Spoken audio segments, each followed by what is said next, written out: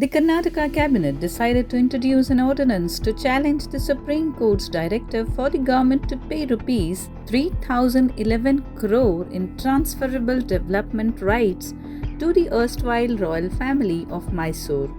The payment was ordered by the Supreme Court as part of the acquisition of 15 acres and 39 guntas of the Bengaluru Palace land for the widening of Ballari and Jaimahal roads. This decision came after the Supreme Court's ruling on December 10, 2024, mandating the government to provide the TDR within 6 weeks.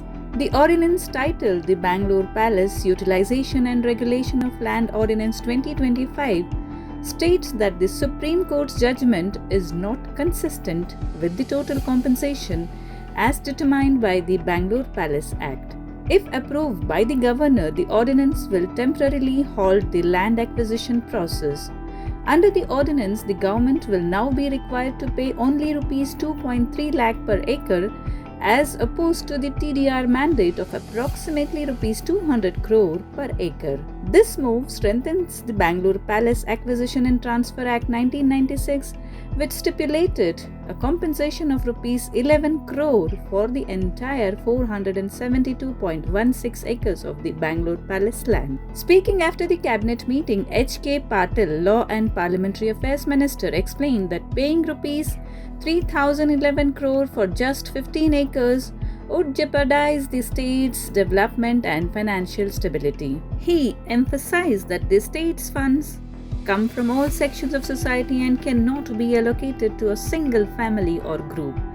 Patil also noted that the ordinance empowers the government to decide whether or not to acquire the land. Our cabinet went and discussed about the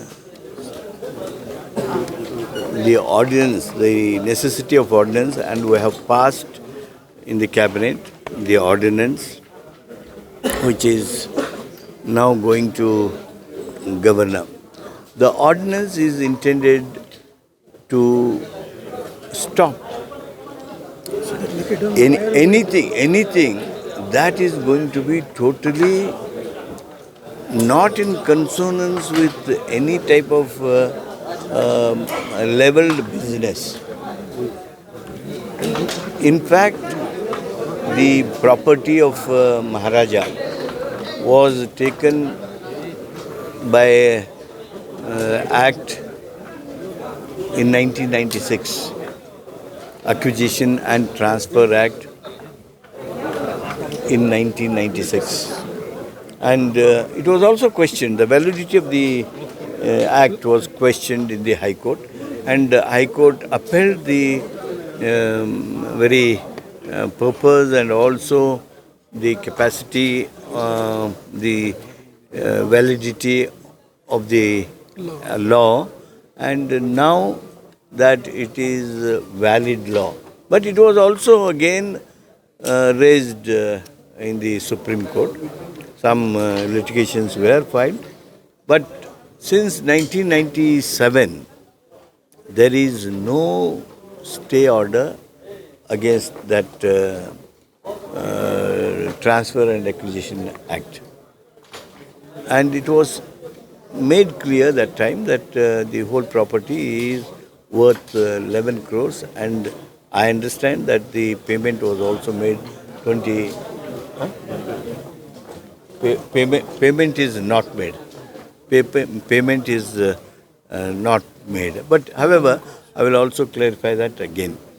Let me tell you, when we were to go ahead with the widening of the road, then the litigations again surfaced in Supreme Court by the family, the interested parties.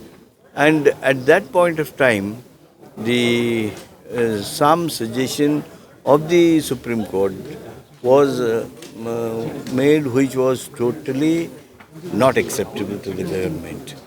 It was running to almost 3,000 crores for just 15 acres, 36 guntas of land. That's why we decided that we can't give TDR. It was on the basis of TDR. No, we cannot give TDR. And now that we have taken that decision. What to be done further, etc., will be decided later.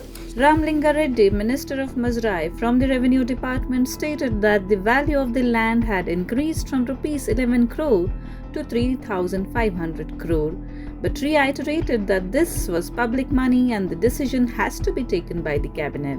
In 1990s, palace was acquired. The value was 11 crores, that's all, at that time.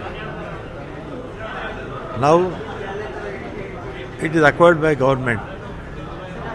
Now they went to court.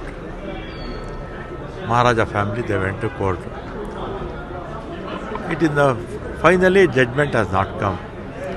For widening of road, Supreme Court directed to give 3,500 acres for 15 acres. 15 acres. In 90s, total value of acquisition is just 11 crores. Now cabinet will take decision. For 15 acres, 3,500 acres. This is public money. During the discussions, DCM DK Shivkumar raised concerns about the ordinance ability to withstand scrutiny by the Supreme Court. The ordinance is now said to be sent to the governor for assent, and if approved, it will pause the acquisition process and potentially alter the financial obligations surrounding the Bengaluru Palace land acquisition.